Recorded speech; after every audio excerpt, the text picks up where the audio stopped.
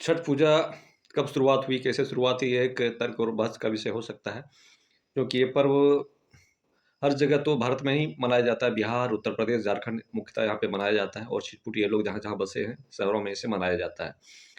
तो जिस कारण से भी इसकी शुरुआत हुई, बहुत पवित्रता और शुचिता के साथ लोग इसे मनाते हैं।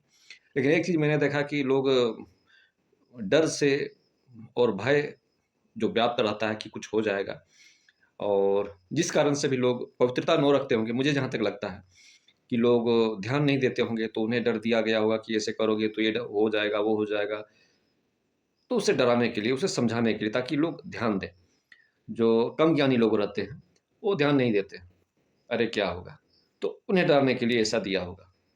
लेकिन डर अगर आप सीरियसली लेते हैं कि अगर डर मुख्य कारण है, तो मेरा मानना है ये गलत है। डर से कोई भी धर्म को आप नहीं जोड़ सकते हैं। ये दूसरे धर्मों में होता है। स्वर्ग का लोभ और नरक का डर। हमारे यहाँ ऐसी चीज़ें नहीं है। हम श्रद्धा और प्रेम से कोई भी चीज़ मनाते हैं।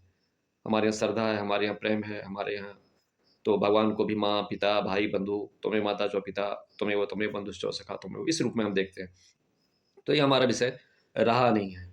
तो अब अगर हमसे कुछ भूल हो जाए, थोड़ी दिमाग देने वाली बात है कि हमसे अगर कुछ भूल हो जाए, तो लोग बताते हैं कि बड़ी-बड़ी बहुत बुरी बीमारियाँ, जिससे कि नीच बीमारियाँ समाज में माना जाता है, तो उस पाप के कारण वो बीमारियाँ, चर्म रोग शरीर में फैल जाता है। तो इस भ्रांति में नहीं रहें, क्योंकि हमारी जो तर्क करने वाली पीढ़ी है, वो क्या सोचेगी कि हम एक ज़रा कष्ट करें, हमसे अगर भूल हो जाए, भूल होने पर हमें बीमारी दे दिया जाएगा, ये भगवान है या शैतान है? ऐसा नहीं होता है, ऐसा कहीं नहीं होता है। भूल होने पर अगर आप जानबूझ के करें, तो भी नहीं होगा, और भूल से तो हो ही नहीं सकता है। लेकिन लोग डरते हैं, अंधविश्वास है, इससे नौजवान पीढ़ी, हमारी आज की आने वाली जो विज्ञान पढ़ते हैं, वो आपसे दूर हो जाएगी। आप उन्हें मोटिवेट नहीं कर पाएँगे, आपको खुद जानकारी नहीं है और अंधेरे में आप अनाप-शनाप बके जा रहे हैं, कुछ नहीं होगा। भगवान पे अगर श्रद्धा है तो भूलों से कई कुछ बीमारियाँ, चर्म की, फलाना की, किसी प्रकार की बीमारियाँ नहीं होगी।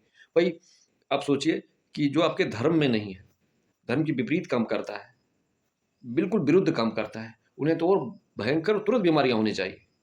उन्हें तो होना चाहिए, या हमसे हम करते-करते भूल हो गई, उन्हें बीमारियाँ होगी। ये सोचने की बात